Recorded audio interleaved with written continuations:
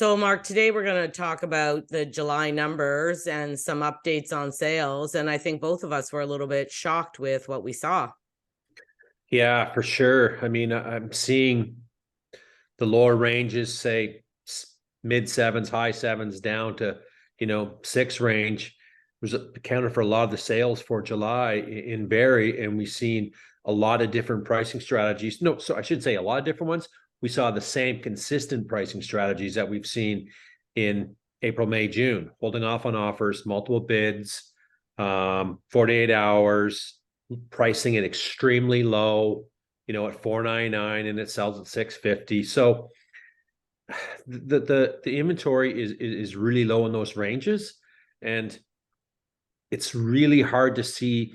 Everyone's saying, oh, demand's going down because the rates are going up. We're not seeing it in certain price ranges right now, and I'm really not seeing it in the higher ranges. In a sense, it's off a few points compared to month, but not that much.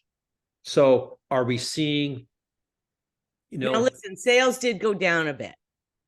well, they went down. There's 172 sales, but previous month to 202, that's not bad. And we're in summer holiday period time. So I thought that's a definitely respectable number. I thought that was a great number. I didn't expect to see that number that high, to be honest. Well, neither did I. It felt like there was not a lot of action with new listings coming up. There was a lot of cancel and relists. And it seems like there's some properties, and you've seen it too. It's like they either go fast or they sit forever.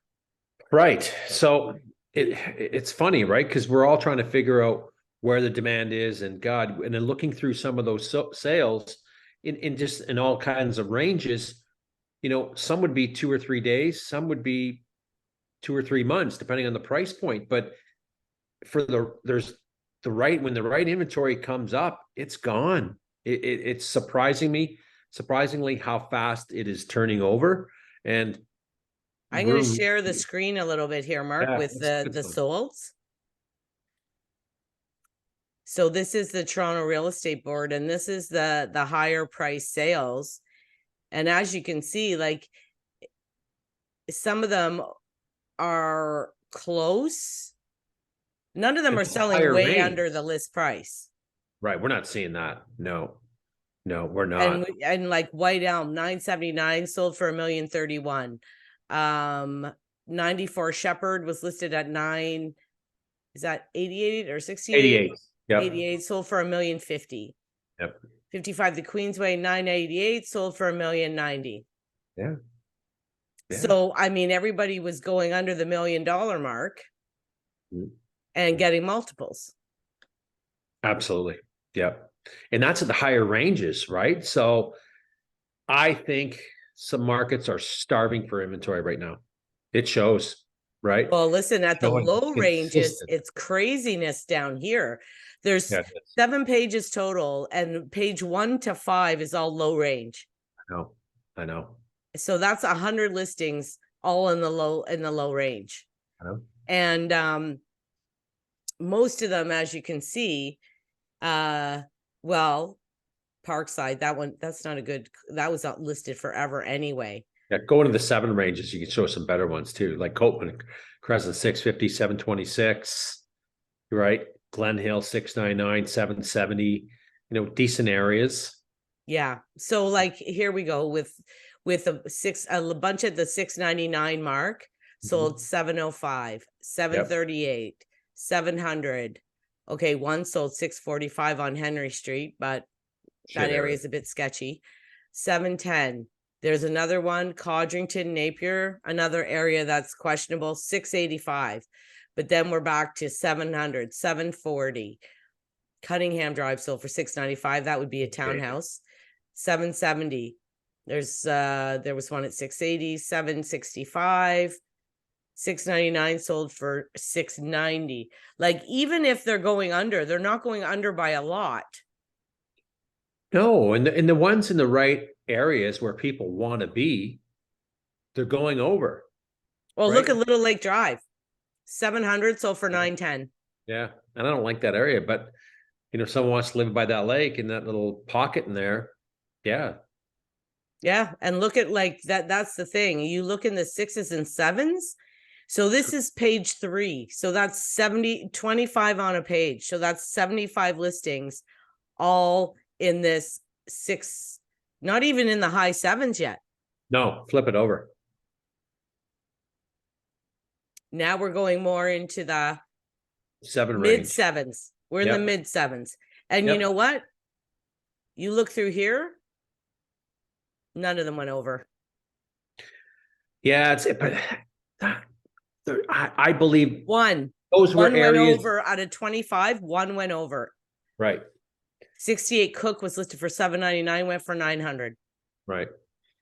So it's like the higher up you go in price, people are pricing it more at market value.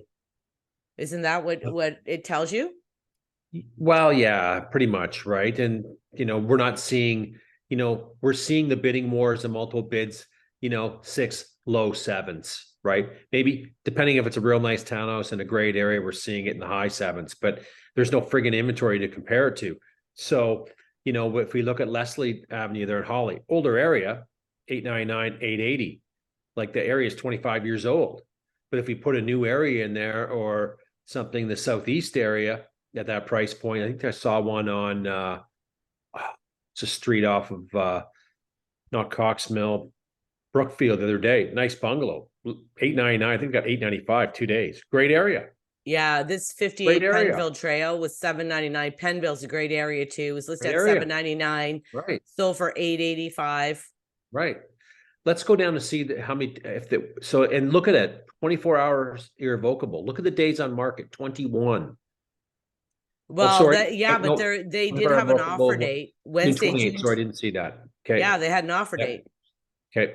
So, but you got to remember, and when you see the days on market, you have to remember that some of it could be the conditional period. Mm-hmm. Mm-hmm. Because even though these houses are selling in multiples, they still have conditions. They're not many are going firm. No. But so they could have had a finance condition that got extended. Who knows, right? That could be. It could be. Right. And decent price. But in those other ones up above. Okay, look at Kingsridge. But they weren't great. 829. So for 875, 4 days on the market. Yeah. Go down to see if they're holding off on offers. No, 48 hour irrevocable. Yep. Yeah. Big house. Yeah, decent house. Great area. Yeah, and Kingsridge is a very nice area. Great area. So you see the Kingsridge area, the Crimson Ridge over there, the Royal Parks over there. Great areas. No product. Sold in 3 or 4 days. Arda, same way. Some pockets over there that have high demand and there's just no supply. So there's 99 McIntyre, 899, sold for $1,010,000. Yeah, it's a big house. Yeah, that was definitely priced, low. Yeah, McIntyre is a nice area too. It is. Oh, and it backs onto that pond thing. Yeah. Yeah, that's a nice house. And and we're still seeing a lot of out of town people coming up here buying here, right? It's totally driven by that.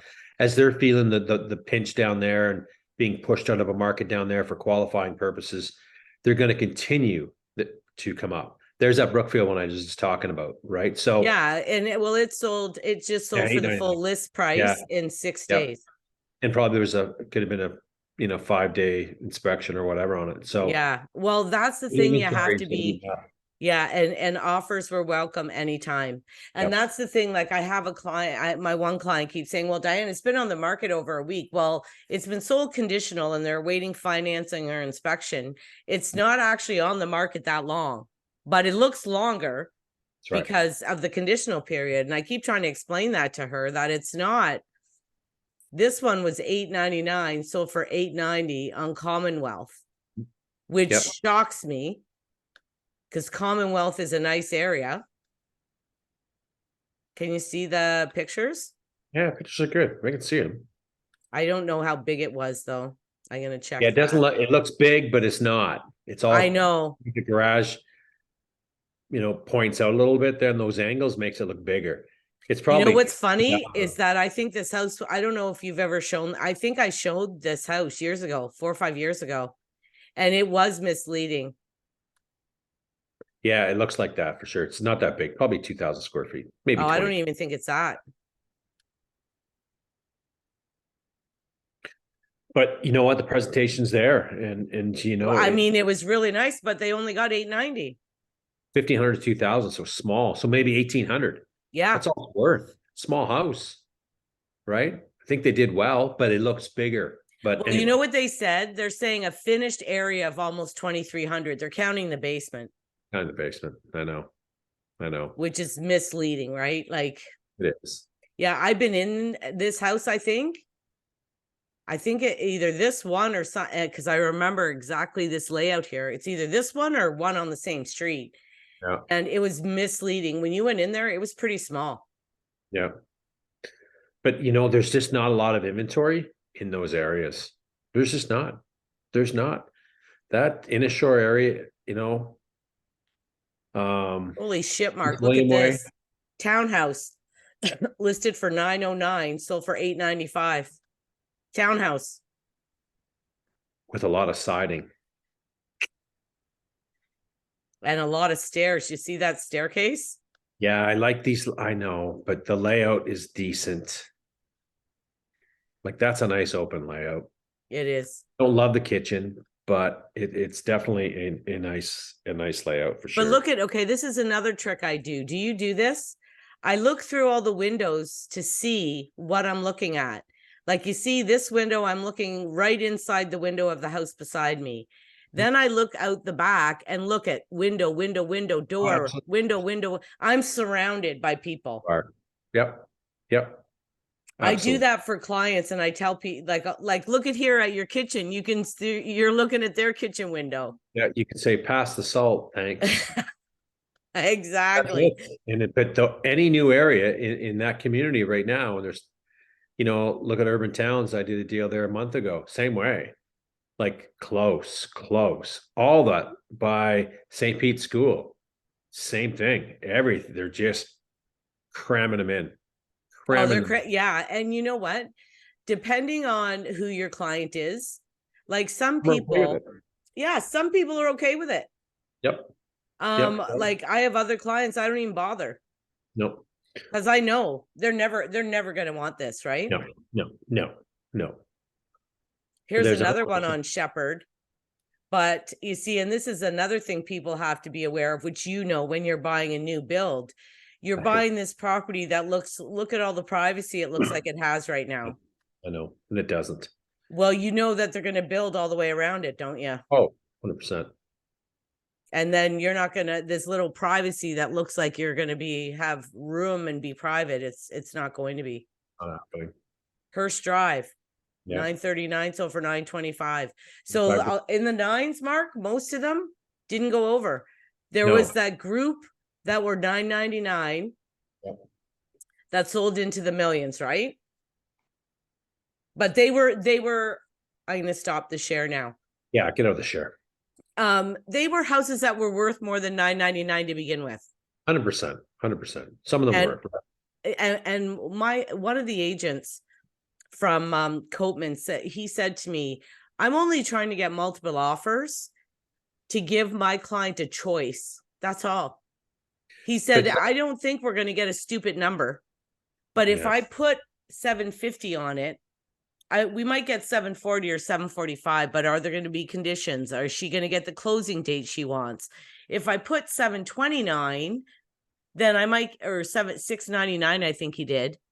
Then I might get a whole bunch of offer, like 3 or 4, and she can choose a better offer.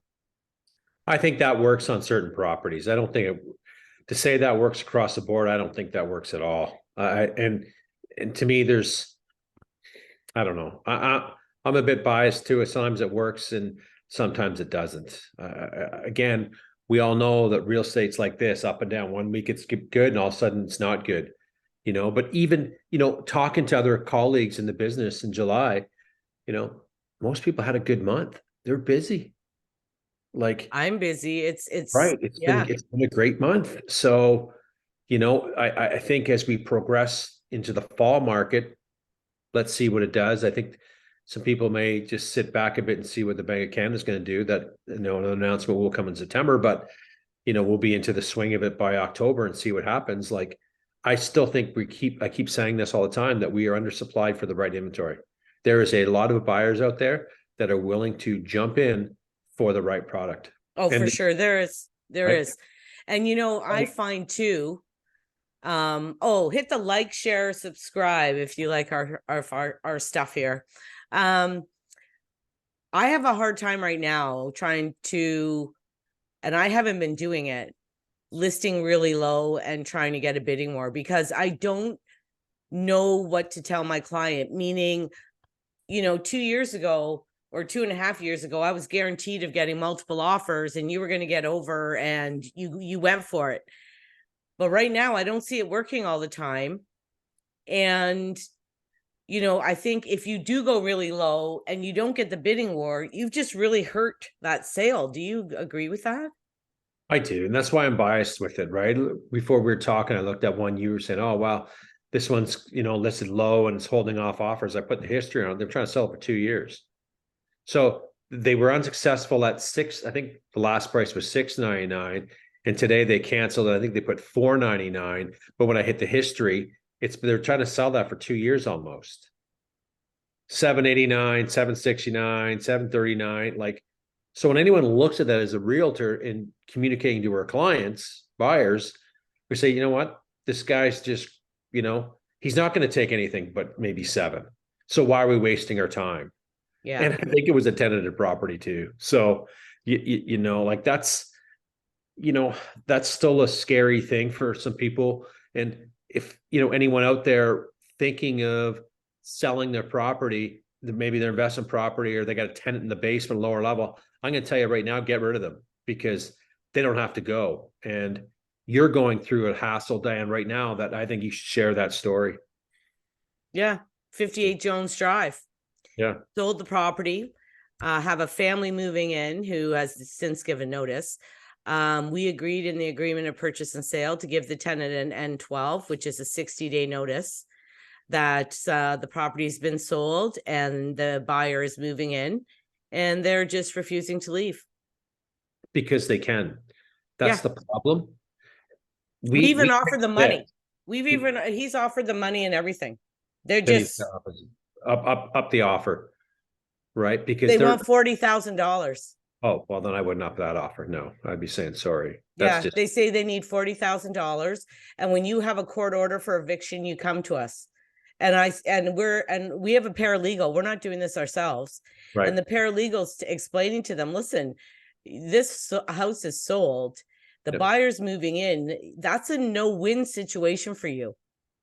You can't win as a tenant, and you get no money if we go to that length. Right. It's not a win, but it buys them time. That's the problem. So that tenant probably says, sorry, I'm not leaving, stops paying rent before they tried to pay rent August 1st. Yeah.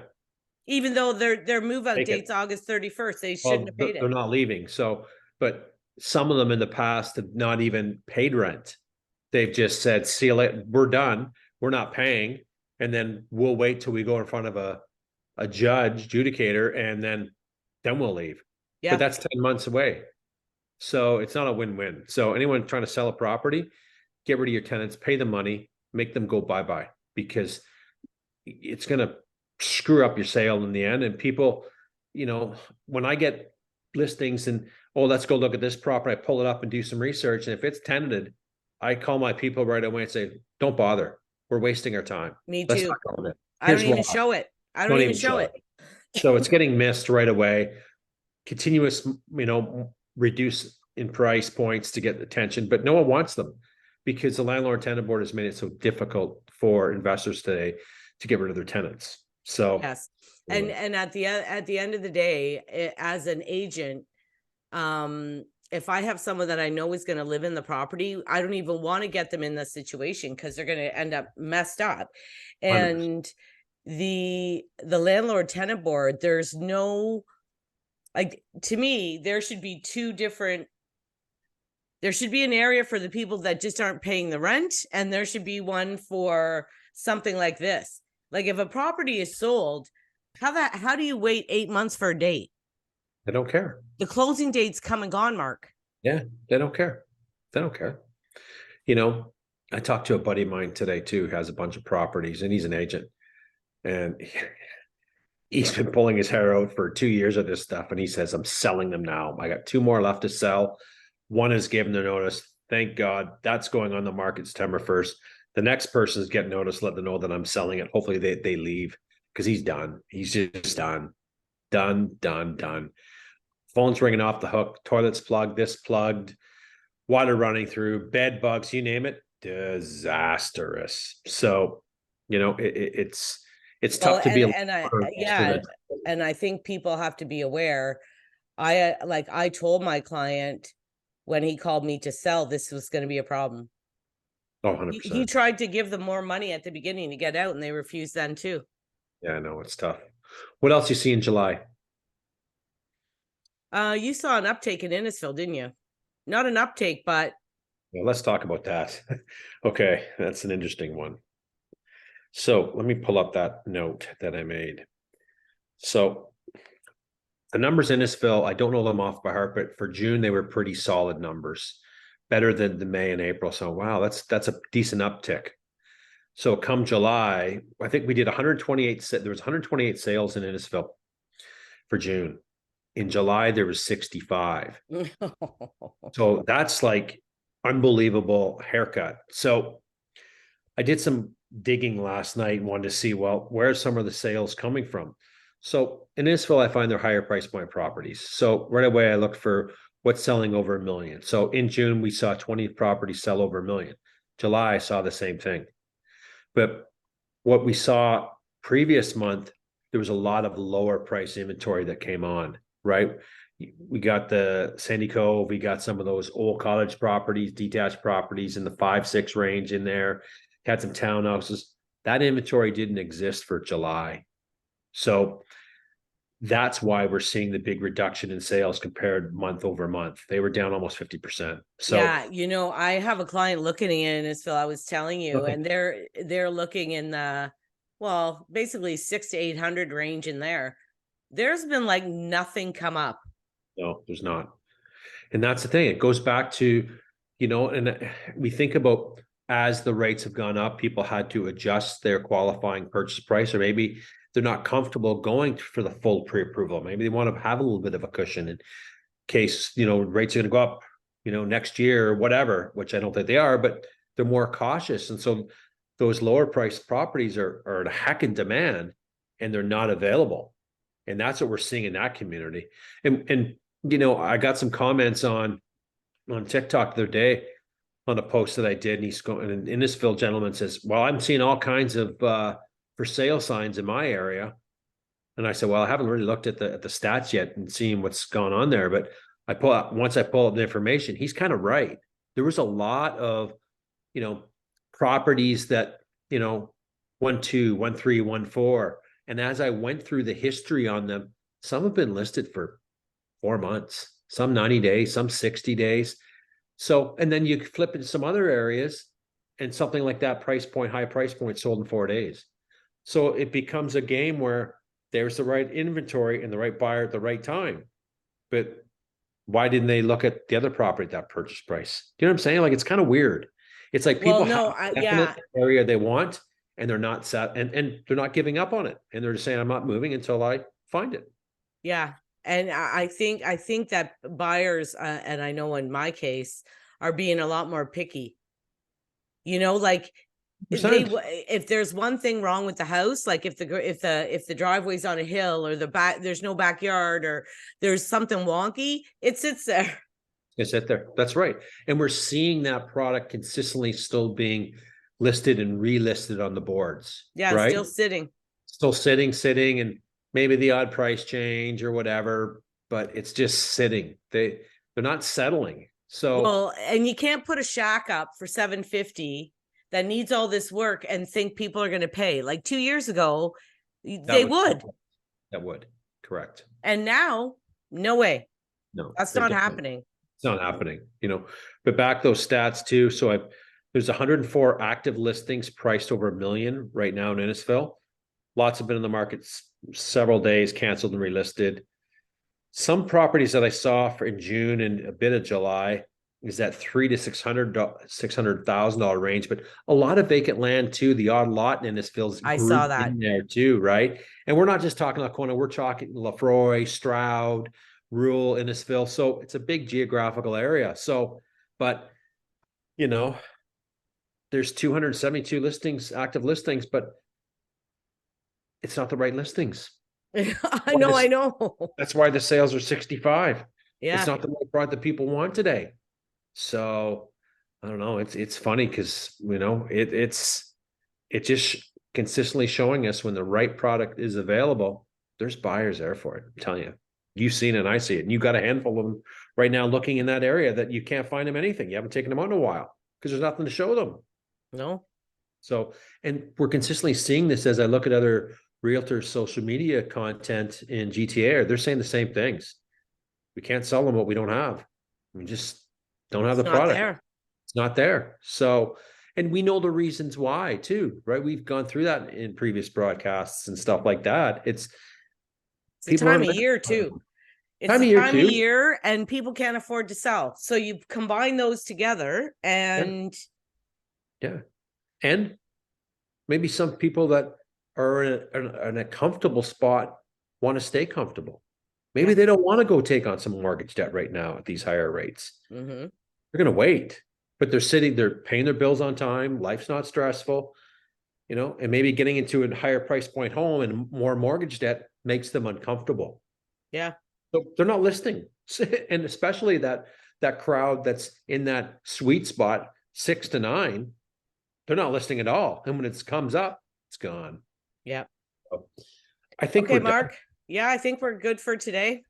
Awesome. Okay, talk soon. Talk soon. Yeah. Bye-bye.